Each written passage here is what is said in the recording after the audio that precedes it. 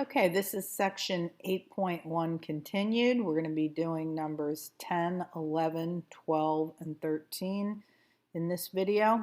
Here's number 11. It says a building that is 360 feet tall casts a shadow that is 60 feet long.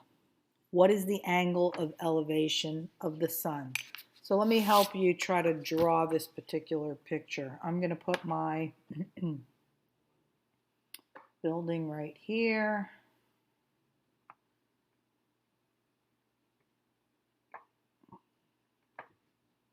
Just gonna stop right there. This will be my building, and it says that it is 360 feet tall.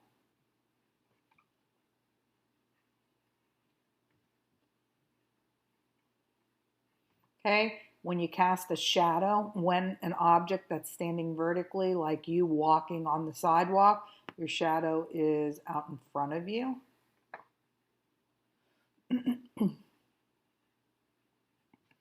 So it says a building that's 360 feet tall casts a shadow of 60 feet. This will be 60 feet. What is the angle of elevation of the sun? So the sun will be right here,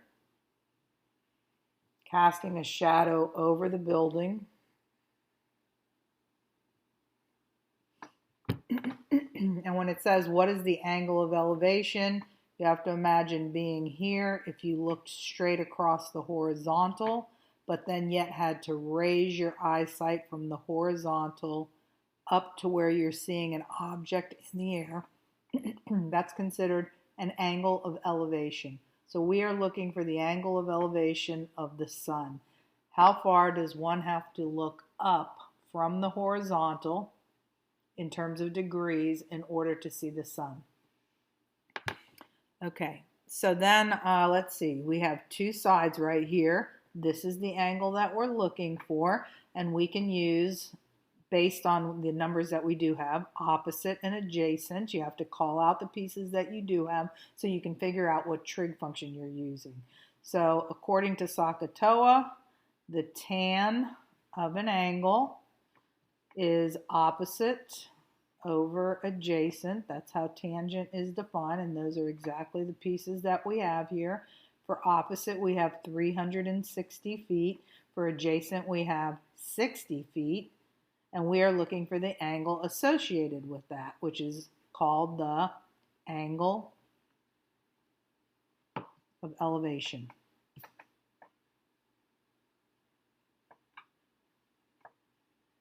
That's what theta is. Just abbreviate that. So tangent of some unknown theta is 360 divided by 60. These cancel out. 36 divided by 6 is 6. And then we're going to use inverse in order to find the angle, just by switching these two, as we have done in many problems. So inverse of 6 is going to be equal to our angle of elevation.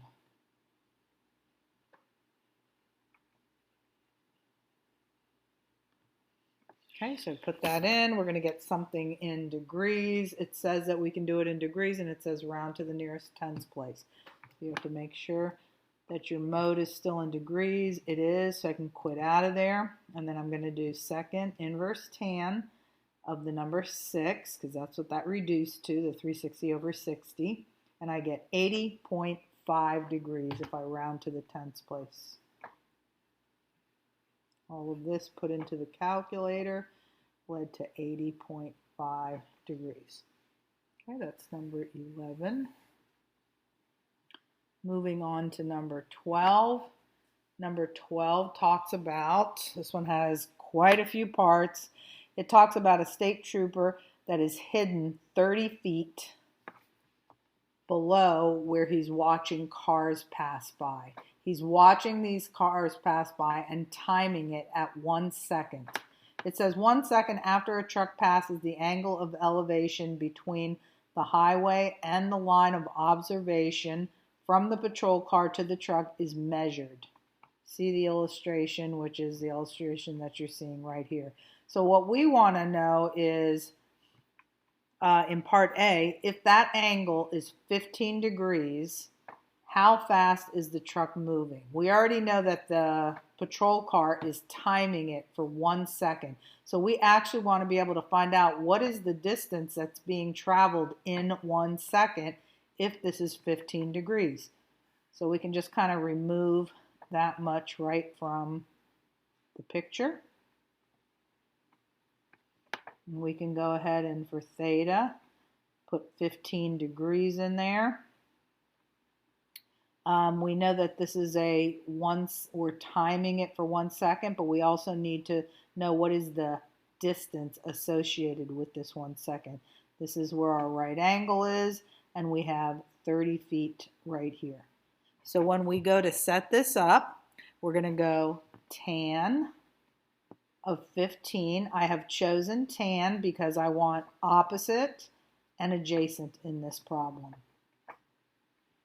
I'll write the definition. I just keep writing it, hoping that I'm helping you memorize it. So this would be opposite over adjacent. We want to know, we're going to be getting an answer in feet just since the other dimension is in feet per second. So this is 30 feet, and adjacent is unknown to us. Okay, remember, adjacent is the side that runs right into, like actually intersects with where you're standing. We are standing on theta. Opposite, that side does not make contact with where you're standing at all. No point of intersection. So we're going to put this in our calculator. Tan of 15, get a decimal for that, but don't round it off until you're at the end. It says express your answer in feet per second. We're doing that now. This is 30 feet over x. I'm just copying it without the definition. We're going to put this in the calculator. So that'll be tan of 15 degrees. That turns out to be 2679. Hold on to at least 4 digits after the decimal when you're in the middle of a problem. 2679 is what I'm going to hold on to, although the whole thing for even tighter accuracy is actually still in the calculator window. But just for the sake of having something to put on the paper, I'll take that. Okay. So now let's see. Let me see if I can make this a little bit, show a little bit more of the screen. Okay, so as we solve this, we've run into this in other problems where what we're solving it for is in the denominator. And that can't be in the denominator, or else you're going to be getting the reciprocal of the answer. So in that case, we switch this with this so that we're actually cutting out one step. The x will jump in the place of the decimal, and the decimal will take the place of the x. That is a form of cross multiplication, but we're cutting out one of the steps. So you're interchanging these two things. Okay, that's going to be equal to, put that in your calculator, and you get 30 divided by 2, or you can even put, copy the whole answer in there. Oops, let me just do it again. 30 divided by second answer, and you get 1.96. 1.96. You have the answers on the last couple of pages of this homework outline, so you can be checking these as we go along. So this is in feet, and this is how far this car is traveling in the 1 second that it is being observed. So this many feet per second. Okay, this is part A. Also in part A, they ask you, what is the speed of the truck in miles per hour? Right now, you know what the speed of the truck is in feet per second. It is traveling 111 feet and 111.96 feet per second. So if you want to go into miles per hour, then what you have to do is convert units. So let's take that answer. We're still in part A, 111.96, and let's get the units as they have requested. They want miles per hour. Miles on the top, hours on the bottom. Right now we have feet per second. Now you're going to go after one of the units at a time. I'm going to get rid of the feet first. So I'm going to go like this, put my first converter fraction right here. I'm going to get rid of feet and try to move into miles. There are 5,280 feet. Notice that I've put feet at the bottom because that's the only way I can get feet to go away, if those units are on opposing levels of the fraction. One in the numerator, one in the denominator. So in 1 mile, there are 5,280 feet. I have gotten feet to cancel. You can cancel the units as we go along, but we'll put the actual numbers into the calculator at the end when I'm done listing all the converter fractions. So this will get rid of feet. I also don't want seconds there. I've already gotten the miles to appear as one of the units. Now I want hours to appear. So I want seconds to go away, and I want to go into hours. So it depends what you have memorized. You can either go from seconds into minutes and then minutes into hours, or maybe you have memorized that there are 3,600 seconds in 1 hour. This way I get rid of the seconds. If seconds are on the bottom, you need to have something with the unit seconds on the top if you want seconds to go away. So I have the miles, I have the hours, just as they've requested. Now I have both of these units, and now I'm ready to press it into the calculator. Anything that's on the top are multipliers.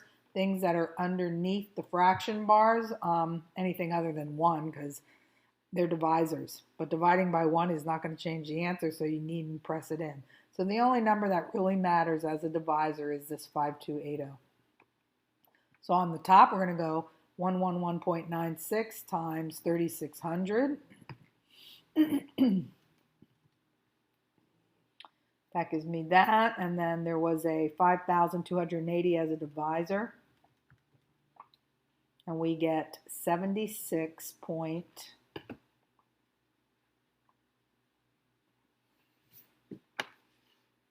And they said we can round these, I believe, to the tenths place. Let me look and see what this says. Express answer in feet per second and in miles per hour. Do not round until the final is, then round to 2 decimal places.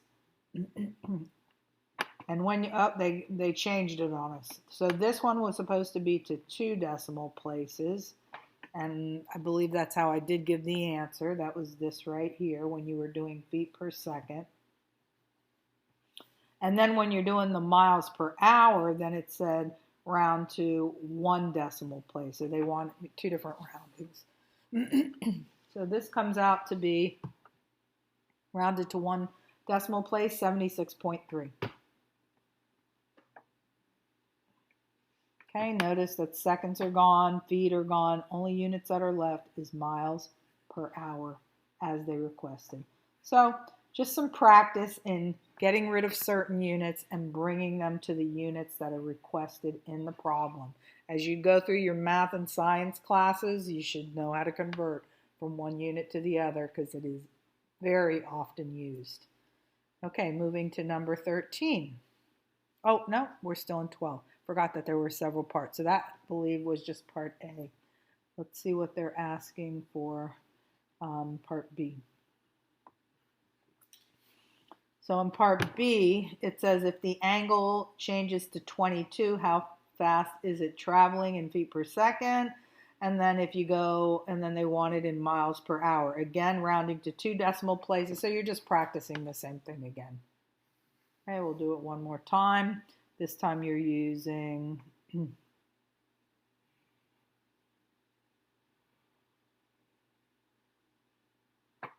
a theta, that is 22 degrees. You're still with the patrol car. It's positioned down here, 30 feet from the road, and he is observing how fast people are moving in a span of 1 second. So we want to know what is the distance associated with that second. How many feet? I mean, it's in feet because this is in feet. And then, you give this answer in miles per hour, just like the 2 answers in part A. So the first time we're going to round to 2 decimal places. Again, I'm going to use tan. This time it's tan of 22 degrees is equal to opposite over adjacent. So opposite over adjacent. Okay, so let's see. As we go and do this, we're going to go get this in the calculator. So it's going to be tan 22. Then it's 0.4040. Even though we were actually keeping the whole thing in the calculator, right here it is 30 over x. Okay, so then we're going to switch these two because what we're trying to solve for is in the denominator. It needs to be in the numerator. So we're going to switch the 0.4040 with the x. So x pops in its place, and the 0.4040 takes the place of the x. They just interchange places. That'll give you that x is approximately, so let's see, I still have the 0.4040 on my calculator, 30 divided by second answer.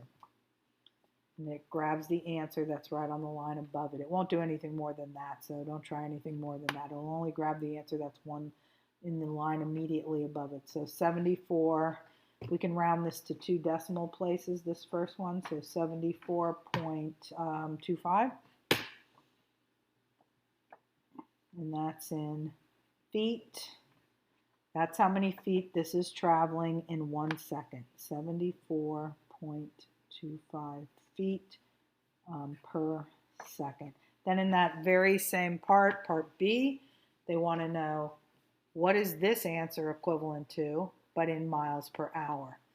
So asking you to go into miles per hour is just, again, an exercise in converting from one unit to the next. So you start with what you have right now. I'm going to get rid of the feet first, like I did before. So therefore, if feet is up here and I want it to go away, feet has to be down here. There are 5,280 feet in 1 mile. That gets rid of feet. Then I want to get rid of seconds, and I want to get hour. I already have the miles. Now I'm going for hours. So I do another converter. There are, if seconds is down here, I want seconds to be up here so that they'll cancel. There are 3,600 seconds in 1 hour. Okay, multiplying all the tops, but yet dividing by the bottoms would give you 74.25 times 3,600 divided by 5,280, and that'll give you 50.6, because this one is round to 1 decimal place.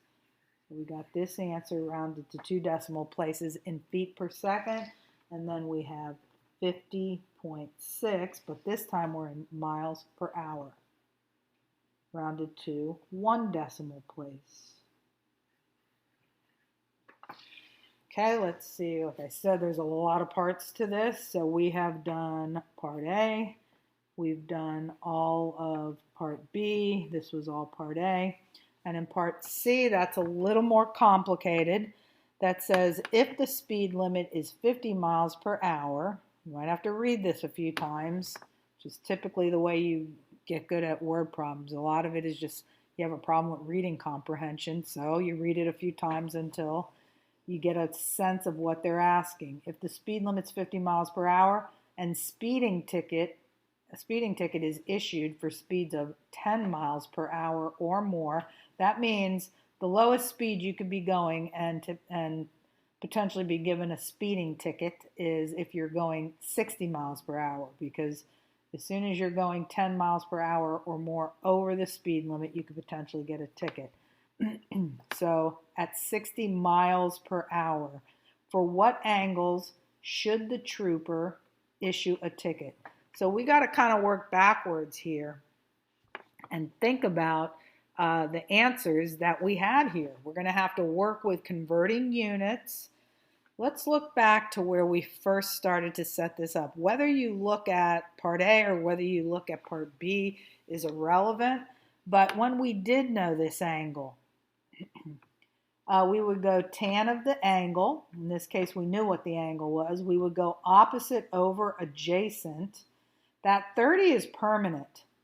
So it would be tan of the angle, whatever the angle happens to be. In one case, it was 15. The other case, in part B, it was 22. This time, it's going to be unknown because that's actually the question.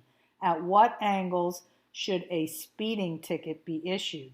So this X that's down here plays the role of the denominator. You're not changing the 30. Notice that in no part of this problem have I changed the 30 because the police officer is hiding his car 30 feet below where the road is, so he can watch people pass by.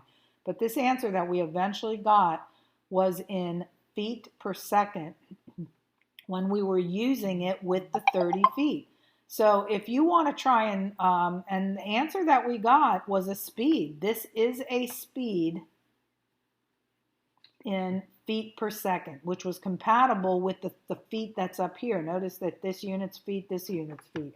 So you could you could pretend as though you already know the speed, and you do. You know the speed at which you could potentially get a speeding ticket. The lowest speed you could be travel and be eligible for a speeding ticket, lucky you, would be 60 miles per hour. Only we don't want to use it in miles per hour because that wouldn't be compatible with the unit that's up here. It has to be in feet per second. So we're going to keep this setup right here. We're going to go tan of the angle, only the angle is unknown in this case. We're going to go 30 feet over the speed because when we were looking for X, it was a speed. Only instead of putting 60 miles per hour, we're going to want that 60 miles per hour, which is the first instance at which you could potentially get a ticket. We're going to want it to be in feet per second. So let's work towards that. Again, we're going to use this setup right here.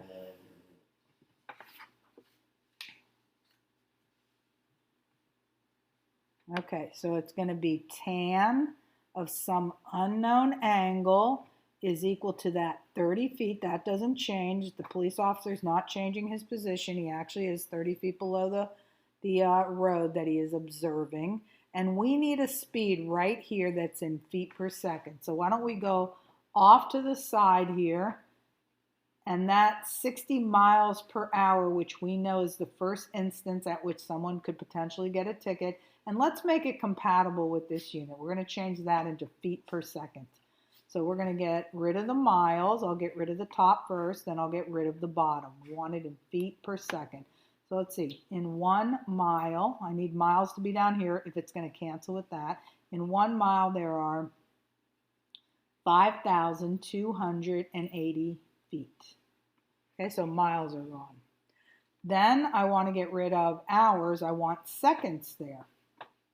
So if hours is down here, you want hours up here so that they will cancel. In 1 hour, there are 3,600 seconds. Okay, multiplying all of that, you're going to get approximately, let's see, 60. We're going to get 60 times 5,280 divided by 3,600. And that is 88.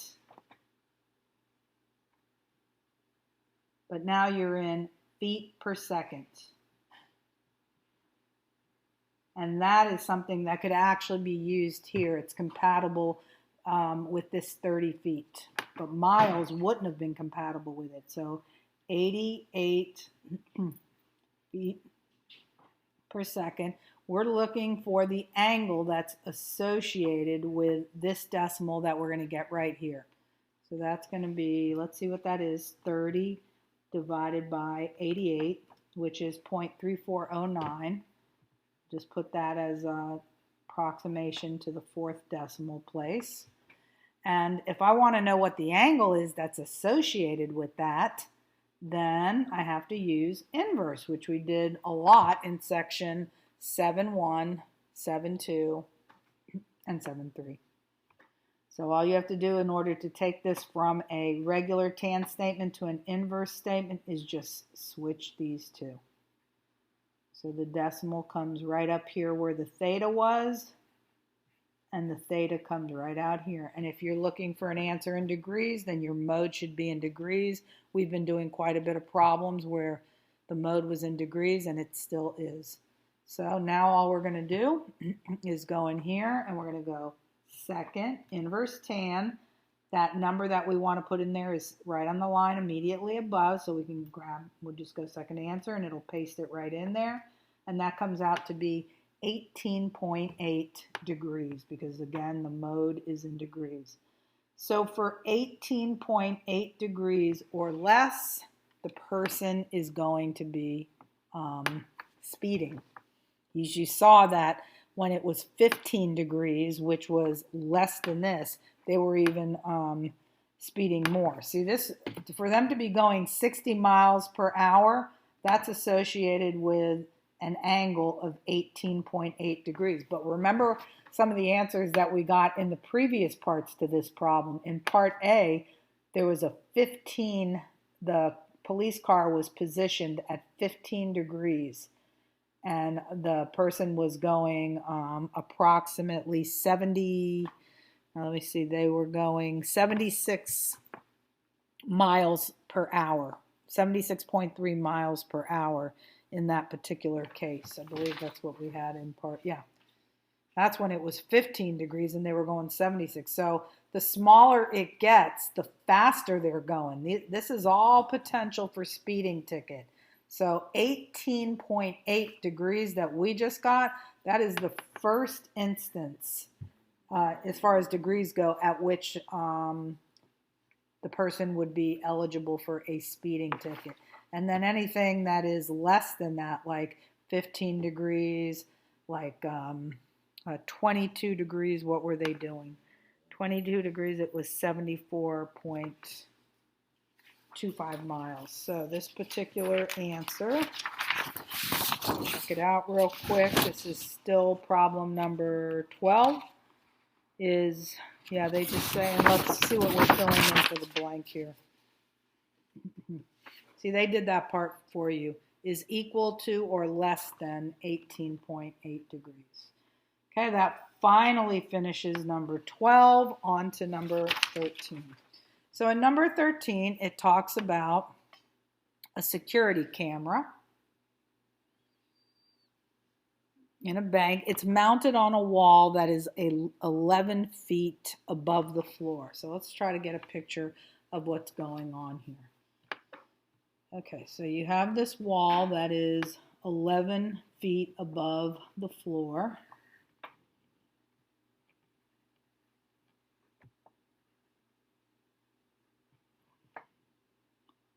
Okay, here's the camera. It's looking straight, it's positioned straight out. It moves automatically with respect to things that it is trying to spot. It has a motion detector in it, and so it moves up and down.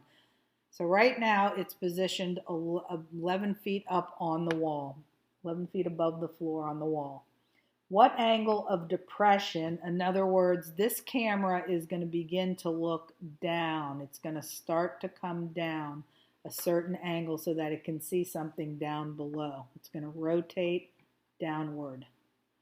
Okay, so let's see what else it says. What angle of depression should be used if the camera is to be directed to a spot that is 6 feet above the floor and 15 feet from the wall? So this represents the wall that the camera is attached to. It's 11 feet above the floor. So 15 feet away from this, I believe it said. 15 feet away from the wall. And of course, this is a right angle. And 6 feet up in the air.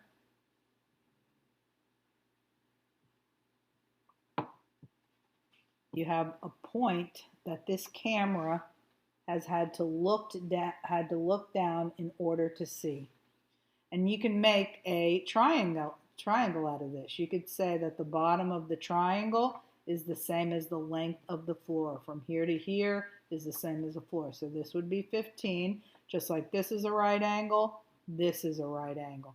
This angle right here, in case you don't remember this angle is equal to, let me see if I can draw a better picture here. Let me try and straighten up that picture a little bit.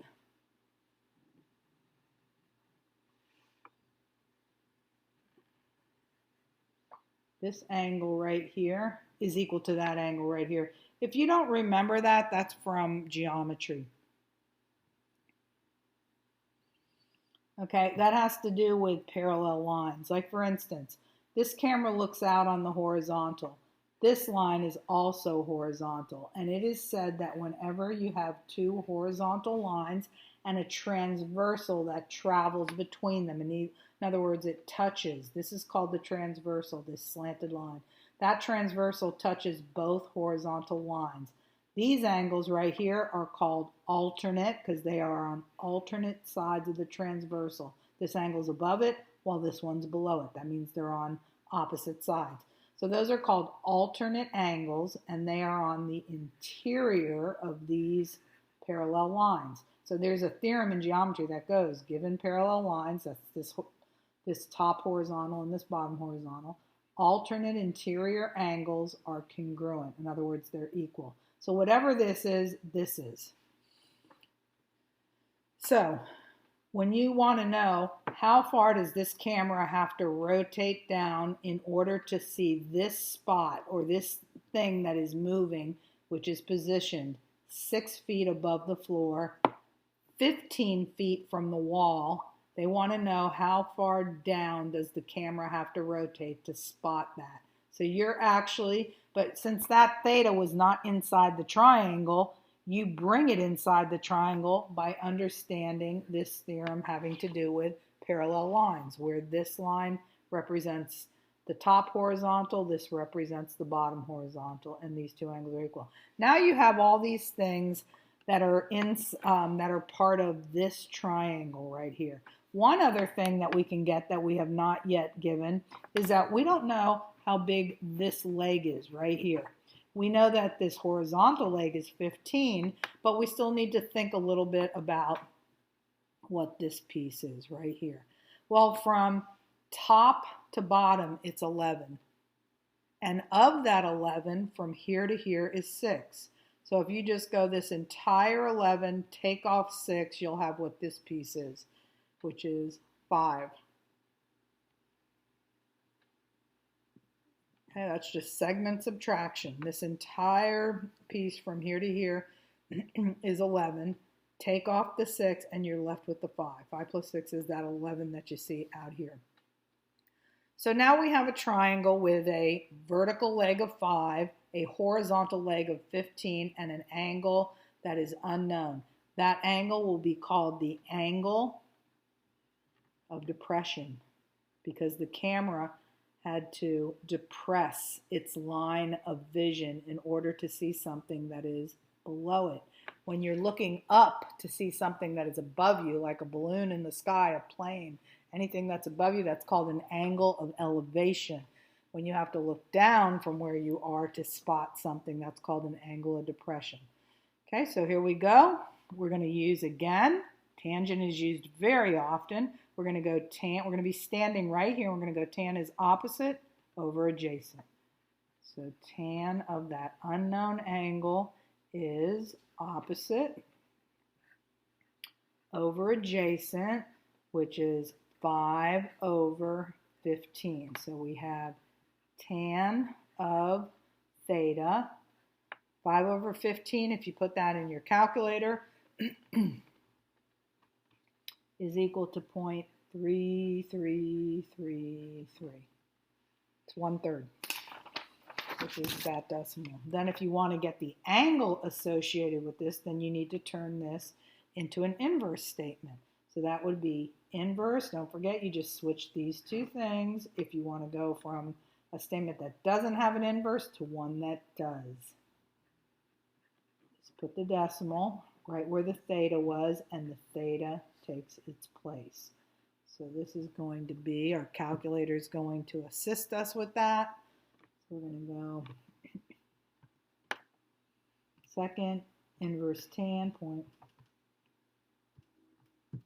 and we get 18.5 0.4. I don't know if this says round to.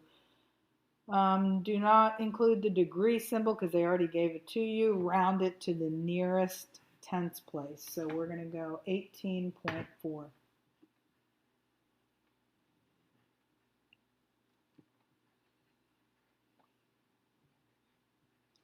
Okay, numbers 14, 15, and 16. They also take quite a bit of time, so those are going to be covered in the next couple of videos.